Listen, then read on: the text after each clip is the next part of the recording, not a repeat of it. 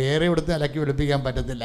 Take the word of God. ശ്രദ്ധിക്കട്ടെ. Hallelujah hallelujah hallelujah hallelujah hallelujah യേശുവേ നന്ദി. Hallelujah hallelujah hallelujah hallelujah hallelujah. ഒരുമിച്ച് പാടാം.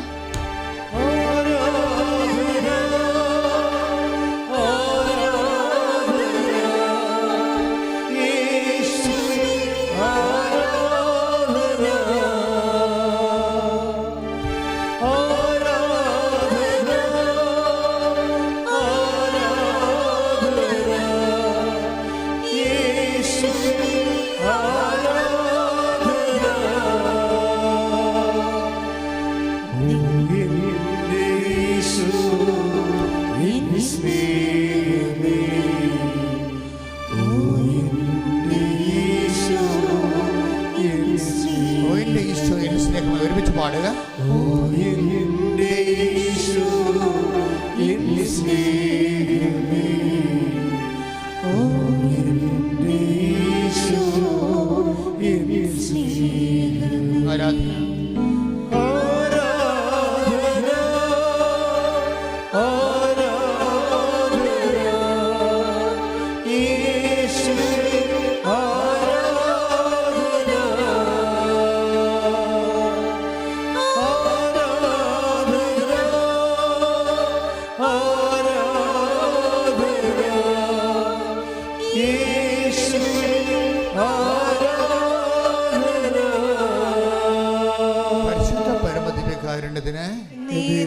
ആരാധന പുകഴ്ചയും ഉണ്ടായിരിക്കട്ടെ.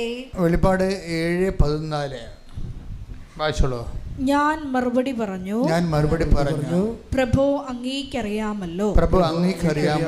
അപ്പോൾ അവൻ പറഞ്ഞു, ഇവരാണ് വലിയ ഞെരുക്കത്തിൽ നിന്ന് വന്നവർ, കുഞ്ഞാടിന്റെ രക്തത്തിൽ തങ്ങളുടെ വസ്ത്രങ്ങൾ കഴുകി വെളുപ്പിച്ചവർ.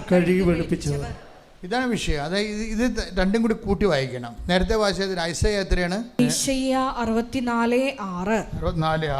ഞങ്ങൾക്ക് രക്ഷ കിട്ടുമോ, ഞങ്ങൾ അശുദ്ധനെ പോലെയും ഞങ്ങളുടെ സൽപ്രവർത്തികൾ മലിന വസ്ത്രം പോലെയുമാണ്. അപ്പൊ ഈ രക്ഷ കിട്ടാൻ എന്താ മാർഗം എന്നാണ്. ഇപ്പം നമ്മുടെ സൽപ്രവർത്തികളിൽ വ്യക്തിപരമായ ഇൻറ്റൻഷൻസ് കയറി അത് കളങ്കിതമായി പോയെന്ന് വിചാരിച്ചോ? പറഞ്ഞ മനസ്സിലായി. നമ്മുടെ സൽപ്രവർത്തികളിൽ പോലും വ്യക്തിപരമായ ഇൻറ്റൻഷൻസ് കയറി. കാര്യം നമ്മൾ ഒരു പങ്കുവെപ്പ് നടത്തുമ്പോൾ അതിൻ്റെ അകത്ത് നമ്മുടെ വസ്തു വിറ്റ് കിട്ടുക, ജപ്തി നടപടി ഒഴിവാകുക എന്നുള്ള പേഴ്സണൽ ഇൻറ്റൻഷൻസ് ഉണ്ട് അതിൻ്റെ അകത്ത്. ഈ പേഴ്സണൽ ഇൻറ്റൻഷൻ്റെ വരുമ്പോൾ, വ്യക്തിപരമായ ഇൻറ്റൻഷൻസ് വരുമ്പോൾ ഓട്ടോമാറ്റിക്കലി ഇത് കണ്ടാമിനേറ്റഡായി പോവുകയാണ്, കളങ്കിതമായി പോവുകയും. അപ്പം അതുകൊണ്ട് തന്നെ അത് നമുക്ക് വലിയ ഏണിംഗ് ഒന്നും ഉണ്ടാക്കത്തില്ല ദൈവതിരുസന്നിധിയിൽ. കളങ്കിതമായ ഒരു സൽപ്രവർത്തികൾ കൊണ്ട് പ്രത്യേകിച്ച് പ്രയോജനമൊന്നുമില്ല. പിന്നെ ഇത് ഈ കളങ്കം എങ്ങനെ മാറ്റാൻ പറ്റുമെന്നുള്ളതാണ് പിന്നീട് ബൈബിളിൽ ചിന്തിക്കുന്നത്. അതെങ്ങനെയാണ് വരണത്? ഇൻ കേസ് ഞങ്ങൾക്ക് രക്ഷ കിട്ടുമോ? കാര്യം എന്താ, ഞങ്ങളുടെ സൽപ്രവർത്തികളിൽ പോലും വ്യക്തിപരമായ താല്പര്യങ്ങളാണ് കിടക്കുന്നത്. അതുകൊണ്ട് അത് കളങ്കിതമായി പോയി. ഇനി ഞങ്ങൾക്ക് രക്ഷ കിട്ടുമോ? രക്ഷ കിട്ടുമോ എന്നുള്ള ചോദ്യത്തിന് അവിടെ ഉത്തരമില്ലെങ്കിലും ബൈബിൾ എഴുതി തീരണതിന് മുമ്പ് പരിശുദ്ധാത്മാവ് ഉത്തരം നൽകുന്നുണ്ട്. എന്താണ്? രക്ഷ കിട്ടും. നിങ്ങൾ എന്ത് ചെയ്യണമെന്ന് പറയുന്നുണ്ട്. എന്താ ചെയ്യേണ്ടത്? വായിച്ചേ. വെളിപാട് 7:14. വെളിപാട് 7:14. ഞാൻ മറുപടി പറഞ്ഞു, പ്രഭു അങ്ങേക്കറിയാമല്ലോ. നിങ്ങൾക്ക് രക്ഷ കിട്ടുമോ? ഞാൻ മറുപടി പറഞ്ഞു, പ്രഭു അങ്ങേക്കറിയാമല്ലോ.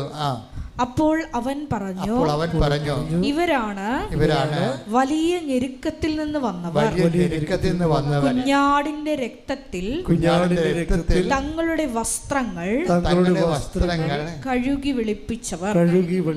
മനസ്സിലായില്ല? അപ്പം മലിന വസ്ത്രത്തെ കഴുകി വെളുപ്പിക്കുന്നതിന് ഒരു ഡിറ്റർജൻറ്റേ ഉള്ളൂ. എന്താണത്? കുഞ്ഞാടിൻ്റെ രക്തമാണ്. മനസ്സിലായില്ലേ? അതിന് കുഞ്ഞാടിൻ്റെ രക്തം നമ്മൾ അനുഭവിക്കുന്നത് എങ്ങനെയാണ്? നമ്മുടെ ഞെരുക്കങ്ങളിൽ നിന്നാണ് അനുഭവിക്കുന്നത്. അപ്പോൾ ഇതിൻ്റെ അകത്ത് ടാർഗറ്റ് ചെയ്യേണ്ടത്, ഉടമ്പടിയിലെ ഗ്രോത്തിൽ ടാർഗറ്റ് ചെയ്യേണ്ടത് നമ്മുടെ ഞെരുക്കങ്ങളാണ്. ഇപ്പം നമ്മുടെ ഞെരുക്കങ്ങളെന്ന് പറയുന്നത് പലതരം ഉണ്ടാകുന്നത്. രോഗവും ക്ഷീണവും അല്ല, മാത്രമല്ല ചിലപ്പോൾ നമ്മൾ ഒറ്റപ്പെടും, ചിലപ്പോൾ നിങ്ങൾ ഉടമ്പടി എടുക്കുന്നതോടുകൂടി നിങ്ങളെ ഇന്ന് വരെ സപ്പോർട്ട് ചെയ്തിരുന്ന ആൾക്കാർ, നിങ്ങളുടെ കൂട്ടുകാരുണ്ടാകും ചിലപ്പോൾ, അവർ ഈ വഴി വരുന്ന ആൾക്കാരായിരിക്കത്തില്ല.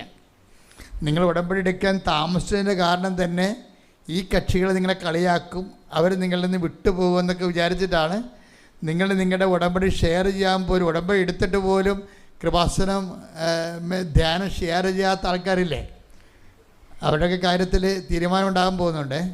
കാപട്യം കർത്താവ് വെച്ച് പൊറപ്പിക്കത്തില്ല. നിങ്ങൾ ആരെയാണ് പേടിക്കണത്? ദൈവത്തെക്കാൾ ഒരു പട്ടിക്കാട്ടത്തിൻ്റെ വില പോലും ദൈവം കൊടുക്കാത്ത ഇതുപോലെ പരട്ട മനുഷ്യരാണ് നിങ്ങൾ പേടിക്കുന്നത് ദൈവത്തെക്കാൾ ഉപരി. You must share it. നിങ്ങൾ എന്ത് ചെയ്യണം? നിങ്ങൾ ദൈവവുമായിട്ട് നിങ്ങൾ ലിങ്കായ പിന്നെ ആരെയും നിങ്ങൾ ഒന്നാം സ്ഥാനത്ത് കൊണ്ടുവരരുത്. പാപമെന്ന് പറഞ്ഞാൽ എന്താ നിങ്ങൾക്കറിയാവോ? അനുതാപം എന്ന് പറഞ്ഞാൽ എന്താണെന്നറിയാവോ? അനുതാപം എന്ന് പറയണത് പാപത്തിൽ നിന്ന് വിട്ടുമാറുന്നതും പാപത്തെക്കുറിച്ചുള്ള ദുഃഖവുമല്ല. അനുതാപം എന്ന് പറഞ്ഞാൽ പാപത്തെക്കുറിച്ചുള്ള ദുഃഖമല്ല. അതുപോലെ തന്നെ പാപം എന്ന് പറഞ്ഞാൽ നിയമലംഘനവും അല്ല.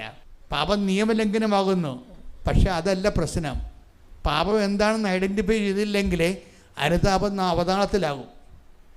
പാപത്തെ നമുക്ക് ഐഡൻറ്റിഫൈ ചെയ്യാൻ പറ്റണില്ല എന്നുണ്ടെങ്കിൽ നിങ്ങൾ ഇത്രയും നാൾ എടുത്ത അനുതാപങ്ങളെല്ലാം ഫേക്ക് സംഭവമാണ്, ഡ്യൂപ്ലിക്കേറ്റ് അനുതാപത്തിൻ്റെ കുന്നംകുളം സെറ്റ് എന്ന് പറയും. അനുതാപത്തിൻ്റെ എന്താ പ്രശ്നം? പാപം നിയമലംഘനമാണ്. എടുത്ത് ശ്രുതികട്ടെ ഹല്ലേലൂയ ഹല്ലേലൂയ ഹല്ലേലൂയ ഹല്ലേലൂയ. യേശുവേ നന്ദി. Hallelujah hallelujah hallelujah hallelujah hallelujah hallelujah. യേശുവേ ആരാധന ആരാധന. 1 യോഹന്നാൻ 3:4 പാപം ചെയ്യുന്നവൻ നിയമം ലംഘിക്കുന്നു.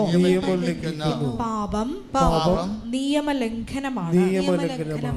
ഇപ്പൊ കേൾക്കുമ്പോൾ നിങ്ങൾ ഓർക്കും 10 കൽപ്പന ലംഘനമാണ് പാപം. എന്നാൽ 10 കൽപ്പന അങ്ങോട്ട് പാലിച്ചാൽ മതിയില്ല, പ്രശ്നം തീർന്നില്ല. പ്രശ്നം തീരത്തില്ല.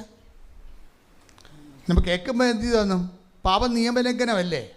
അപ്പോൾ നിയമം എന്ന് പറയുന്നത് 10 കൽപ്പന അല്ലേ? 10 കൽപ്പന അങ്ങോട്ട് പാലിച്ചാൽ മതിയല്ല. പിന്നെ നിയമലംഘനമില്ലല്ല, പാപമില്ലല്ല, ഒറ്റ നടക്ക് പോകത്തില്ല. എന്താ കാര്യം? പാപം നിയമലംഘനമല്ല. ഇവിടുത്തെ പ്രശ്നം എന്താണ്? ഇവിടുത്തെ പ്രശ്നം നിയമം എന്തുകൊണ്ട് ലംഘിക്കുന്നു എന്നുള്ളതാണ്. പാപത്തിൻ്റെ കോസ് അല്ലല്ല പറയണത്. യോഹന്നാൻ പറയണ പാപത്തിൻ്റെ ഇഫക്റ്റ് അല്ല പറയണത്. പാപം നിയമലംഘനമാണെന്നല്ല പറയണത്. പക്ഷെ അത് പ്രശ്നം അതല്ലല്ലോ. എന്തുകൊണ്ട് ഈ മനുഷ്യൻ നിയമം ലംഘിക്കുന്നോ? അതെന്താണ്? അവന് ദൈവത്തിൻ്റെ കൽപ്പനകളെ അത്രയ്ക്ക് ഏക്കണില്ല. അവന് എന്താ കാര്യം? അവനത് അംഗീകരിക്കണില്ല. അതാണ് പ്രശ്നം. എന്തുകൊണ്ടാണ് ദൈവത്തിൻ്റെ കൽപ്പനകൾ നിയമം ലംഘിക്കണേ? എന്തുകൊണ്ടാണ്? ആ നിയമത്തെ അവൻ അംഗീകരിക്കണില്ല. അവൻ അംഗീകരിക്കുന്നില്ല എന്ന് വെച്ചുകൊണ്ട് ന്യൂട്രാകത്തില്ല. അവൻ വേറെ എന്തിനും അംഗീകരിക്കുന്നു. അതല്ലേ പ്രശ്നം. നിന്റെ കർത്താവ് ദൈവം ഞാനാകുന്നു എന്ന് പറയുമ്പോൾ ഞാനല്ലാത്തൊരു ദൈവം നിനക്കൊണ്ട്, അവനാണ് അപരനെന്ന് പറയണത്. The other God. നമുക്ക് എല്ലാവർക്കും നമ്മളെ ചുറ്റിക്കുന്ന ഒരു സംഭവം അതർ ഗോഡാണ്, അപര ദൈവം. ദൈവത്തെക്കാൾ പ്രാധാന്യം വേറെ ആർക്കും കൊടുത്തുകൊണ്ടാണല്ലോ ഇവർ ഷെയർ ചെയ്യാത്തത്. എൻ്റെ ഗ്രൂപ്പിലോട്ട് ഇത് ഷെയർ ചെയ്ത് കഴിഞ്ഞാൽ ഞാൻ ഈശ്വര വിശ്വാസിയാണെന്ന് എങ്ങാനും കൂടെ ഉള്ളവർ തീരുമാനിച്ച് എന്ത് ചെയ്യും? അതല്ലേ പ്രശ്നം. അപര ദൈവങ്ങളുണ്ട്. അപര ദൈവങ്ങളെ ടാർഗറ്റ് ചെയ്തില്ലെങ്കിൽ ഒറ്റ നടക്ക് പോകത്തില്ല.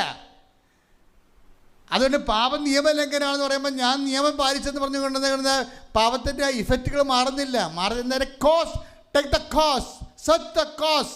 അതിൻ്റെ കാരണം എന്താ നീ അന്വേഷിക്കണം. എന്താണത്? നീ ദൈവത്തെ അംഗീകരിക്കണില്ല. സ്വർഗഭോഗം പാപമാണെന്ന് എല്ലാവർക്കും അറിയാം. പക്ഷേ സ്വർഗഭോഗം പാപമായത് എന്തുകൊണ്ടാണെന്നാണ് പൗലോസ് പറയണത്. അതാണ് യോഹന്നാനും പൗലോസും തമ്മിലുള്ള വ്യത്യാസം. സ്വർഗഭോഗം പോലെയുള്ള പ്രകൃതി വിരുദ്ധ പാപങ്ങൾ പാപമാണെന്ന് പറയുമ്പോഴും അത് നിയമലംഘനമാണെന്ന് പറയുമ്പോഴും അത് എന്തുകൊണ്ട് പാപമാകുന്നുവെന്ന് യോഹന്നാൻ പറയത്തില്ല, പക്ഷെ പൗലോസ് പറയും. എന്താണ് പൗലോസ് പറയണത്? വായിച്ചേ ശ്രുതികടെ 1:29. ശ്രുതികടെ റോമ 1:28. റോമ 1:28. ദൈവത്തെ അംഗീകരിക്കുന്നത്. That's the point. എന്താ പറയണത്? ഏറ്റു പറഞ്ഞേ. ദൈവത്തെ അംഗീകരിക്കുന്നത് പോരായ്മയായി അവർ കരുതിയത് നിമിത്തം അധമവികാരത്തിനും അനുചിത പ്രവർത്തികൾക്കും ദൈവം അവരെ വിട്ടുകൊടുത്തു. ഇവിടെയാണ് പ്രശ്നം വന്നിരിക്കുന്നത്. റൂട്ട് ഇതാണ്. എന്താണ്? നമ്മൾ ദൈവത്തെ അംഗീകരിക്കുന്നില്ല. അതാണ് പ്രശ്നം. അപ്പോൾ ദൈവത്തെ അംഗീകരിക്കുന്നത് എന്താണ്? അത് പോരായ്മയെ കരുതുന്നു. ചില ആൾക്കാർ വിചാരിക്കുന്നില്ല, അയ്യോ ഈ ശാസ്ത്രീയമായ യുഗത്തിൽ ആരെങ്കിലും ദൈവത്തെ വിശ്വസിക്കുമെന്ന് ചില അഭ്യാസികൾ ഈ സോഷ്യൽ മീഡിയ ഇരുന്നുകൊണ്ടൊക്കെ പറയും. ഞാനൊക്കെ ഇതുപോലെ ശാപം പിടിച്ച മനുഷ്യരെ ഞാൻ കണ്ടിട്ടില്ല. എനിക്കൊരു നിരീശ്വരവാദി എന്ന് പറയുമ്പോൾ എനിക്ക് ശരിക്കും പറഞ്ഞാൽ എനിക്ക് അവരോട് ഒരു സഹതാപമല്ല തോന്നണത്, ഒരു ശപിക്കപ്പെട്ട മനുഷ്യരെന്നാണ് തോന്നുന്നത്. സഭയുടെ പൊതു കാഴ്ചപ്പാടിൽ ഇവരാരും ശപിക്കപ്പെട്ടവരല്ല, അവരെല്ലാവരും അണ്ടർസ്റ്റാൻഡ് ചെയ്യേണ്ട ആൾക്കാരാണ്. പക്ഷേ എനിക്ക് അണ്ടർസ്റ്റാൻഡിങ് അല്ല തോന്നണത്. ഒരു മനുഷ്യന് ഈശ്വരനെ ദൈവത്തെ വിശ്വസിക്കാൻ കഴിയാതിരിക്കണത് ഒരു ഭൗതികമായ ഒരു കേഴ്സാണ്. ഇൻ്റലക്ച്വൽ കേഴ്സ് എന്ന് പറയും. ഭൗതികമായ ഒരു ശാപമാണ്. കാരണം ഈ കണ്ടെത്തേണ്ട സമയത്ത് കണ്ടെത്തിയില്ലെങ്കിൽ പിന്നെ കണ്ടെത്തിയിട്ട് കാര്യം ഉണ്ടാകത്തില്ല. ദൈവത്തെ കണ്ടെത്താൻ കഴിയണത് തന്നെ ദൈവത്തിൻ്റെ ഒരു അനുഗ്രഹമാണ്. ആ ദൈവം നിങ്ങൾക്ക് തന്നിട്ടുണ്ടെങ്കിൽ കൈയടിച്ച് കർത്താൻ ശ്രദ്ധിക്കട്ടെ. ഹല്ലേലൂയ.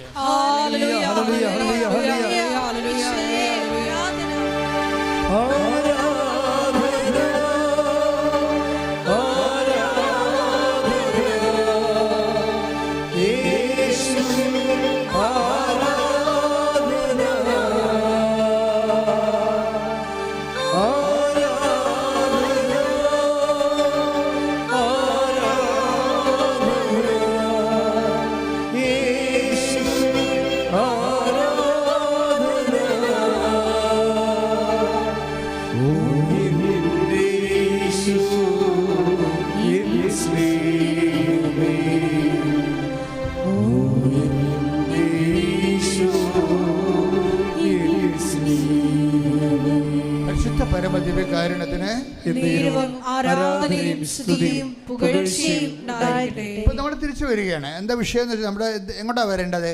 അതായത് നമ്മൾ വരുന്നത് കുഞ്ഞാടിൻ്റെ ഇൻ കേസ് എങ്ങനെയെങ്കിലും ചിലപ്പോൾ അബദ്ധത്തിൽ നമ്മുടെ സൽപ്രവൃത്തികളിൽ കളങ്കിതമായി പോയിട്ടുണ്ടെങ്കിൽ നമ്മുടെ മുമ്പിലുള്ള ഏക പോംവഴി, ഏക സർഫിങ് എന്താ ഉള്ളത്? അതിനെ സർഫിട്ട് നമ്മൾ സർഫിൽ മുക്കി വെക്കത്തില്ല ഉടുപ്പൊക്കെ. അതെവിടെയാണ് മുക്കിയത്? നമ്മുടെ ഞെരുക്കങ്ങളെ. നമുക്ക് ഒരുമാതിരി ഞെരുക്കങ്ങളല്ലേ ഉള്ളത്, പലതരം ഞെരുക്കങ്ങളുണ്ടാവും അല്ലേ?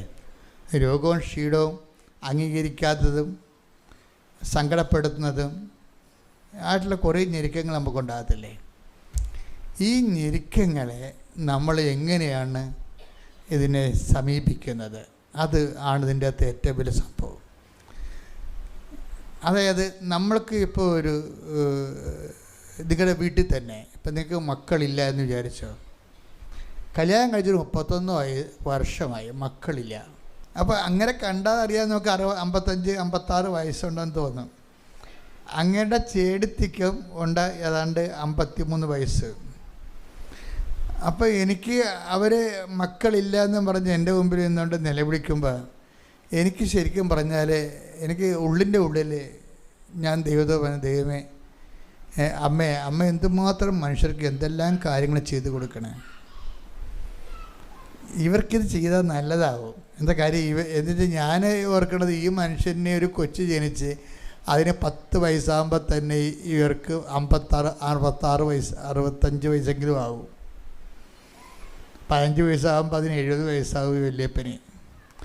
എന്നാൽ ഈ അങ്ങനെ ഒരു കാര്യങ്ങളുടെ പോലും മാതാവിൻ്റെ അടുത്ത് വന്ന് കരയാമെന്ന് തോന്നിയപ്പോൾ ഈ കൃപാസന അമ്മയെക്കുറിച്ചുള്ള പൊതുജനങ്ങളുടെ ഒരു ധാരണ കണ്ടില്ലേ? ആ ധാരണ എങ്ങനെ ഉണ്ടായതാണത്? ആൾക്കാരുടെ ഞാൻ പറഞ്ഞുണ്ടാക്കിയ ധാരണയാണത്? അല്ല, ഒരിക്കലും അല്ല. അത് ആൾക്കാരുടെ അനുഭവങ്ങളിൽ നിന്ന് ആൾക്കാർക്ക്, അതായത് 55-ാമത്തെ വയസ്സിലും കൃപാസന അമ്മയെടുത്ത് വന്ന എനിക്കൊരു കുഞ്ഞ് കിട്ടാൻ സാധ്യതയുണ്ടെങ്കിൽ ദൈവം അത് ചെയ്തു തരുമെന്ന്. അതാണ് നമ്മുടെ വിശ്വാസത്തിൻ്റെ ആസ്തി എന്ന് പറയുന്നത്. ഞാൻ അവർക്ക് വേണ്ടി തണുക്കെ പ്രാർത്ഥിച്ച് ഒരു കുഞ്ഞിനെ കൊടുക്കാൻ വേണ്ടി പ്രാർത്ഥിച്ചു. കാര്യം ഈ ദിവസങ്ങൾ വന്ന സാക്ഷ്യങ്ങളൊക്കെ കേട്ട് കഴിഞ്ഞാൽ എന്തും പ്രാർത്ഥിക്കാൻ നമുക്ക് തോന്നിപ്പോണ രീതിയിലുള്ള ആത്മവിശ്വാസമാണ് നമുക്ക് തരണത്. കാര്യം ഈ സുരേഷിൻ്റെ സാക്ഷ്യമില്ലേ? സുരേഷ് എന്താ ചെയ്തിരിക്കുന്നത്? സുരേഷിന് കാല് അസ്ഥി വളരുകയോ ഉപ്പുകുറ്റി പൊങ്ങുകയോ ഒക്കെ ചെയ്ത് 2 ഓപ്പറേഷൻ കഴിഞ്ഞ് 3ാമത്തെ ഓപ്പറേഷൻ മൾട്ടി സ്പെഷ്യാലിറ്റി ഹോസ്പിറ്റലിലോട്ട് പോയി. അവിടെ ഡോക്ടർ ടോർച്ചടിച്ച് നോക്കി, അത് പഴുപ്പ് കയറിക്കൊണ്ടിരിക്കുകയാണ്. അപ്പോൾ ഇനി നിങ്ങൾ മെഡിക്കൽ നിരീക്ഷണത്തിലായിരിക്കണം, അല്ലെങ്കിൽ കാല് മുറിക്കേണ്ടി വരുമെന്നല്ലേ പറഞ്ഞത്. അപ്പം സുരേഷ് പറയണ ഒരു കാര്യമുണ്ട്. എന്താ പറയണത്? ഞാൻ കാലിനെയൊന്നും മുറിക്കണില്ല, ഇനി ഒരു ഡോക്ടറെയും കാണുന്നില്ല.